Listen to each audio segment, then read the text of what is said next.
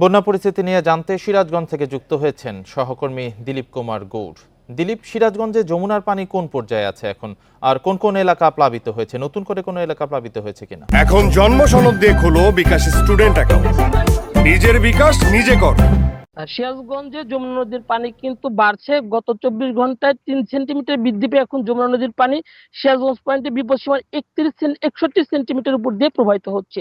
আমি এখন যেখানে আছি সেটা হচ্ছে সিরাজগঞ্জ সদর উপজেলার সয়দাবাদ ইউনিয়নে। এখানে যদি আমি দেখাই যে বাড়ি ঘর শিক্ষা প্রতিষ্ঠান কিন্তু তলিয়ে গেছে, মানুষের যে চলাফেরা রাস্তাঘাট সেটাও তলিয়ে গেছে। এখানকার মানুষের কিন্তু এখন পরিবহন একমাত্র নৌকা হিসেবে ব্যবহৃত হচ্ছে।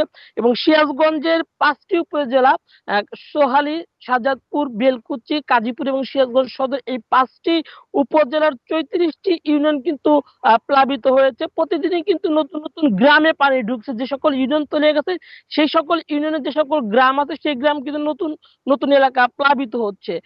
বন্যা দুর্গতদের যে অভিযোগ রয়েছে যে এখন পর্যন্ত এখানে কোনো ত্রাণ কার্যক্রম শুরু করা হয়নি। যদিও জেলা প্রশাসনের পক্ষ থেকে জানানো হয়েছে যে ইতিমধ্যেই 95 মেট্রিক টন চাউল এবং 300 প্যাকেট শুকনো খাবার বিতরণের জন্য বরাদ্দ করা হয়েছে।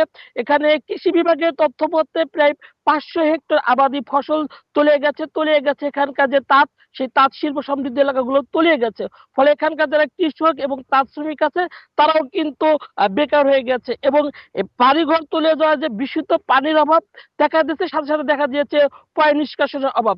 যদিও আজকে আমরা জেনেছি যে ত্রাণ ও দুর্যোগ প্রতিমন্ত্রী এখানে আসবেন এবং তিনি এসে এই এলাকা পরিদর্শন করবেন এবং তিনি ত্রাণ কার্যক্রমের উদ্বোধন করবেন বিকেল 4টায়। সিরাজগঞ্জের শাহজাদপুরে কিন্তু পানি বাড়ার সাথে সাথে দেখা দিয়েছে তীব্র ভাঙন। সেখানে আরকান্দি, বায়ুখোলা, জালালপুর সব প্রাচীর এলাকায় ব্যাপক ভাঙন দেখা দিয়েছে।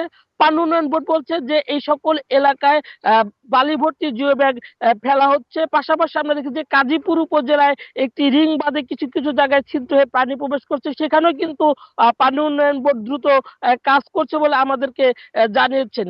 সিরাজগঞ্জের বন্যা পরিস্থিতি অবনতি হওয়ার সাথে সাথে যে পানিবাহিত রোগ, সেই রোগও দেখা দিচ্ছে। যদিও জেলা প্রশাসনের পক্ষ থেকে বলা হয়েছে যে বন্যা দুর্গত এলাকায় মেডিকেল টিম গঠন করে সেখানে আসলে মানুষের চিকিৎসা ব্যবস্থা করা হবে। সিরাজগঞ্জ থেকে বন্যা পরিস্থিতি নিয়ে জানাচ্ছিলেন সহকর্মী দিলীপ কুমার গৌড়।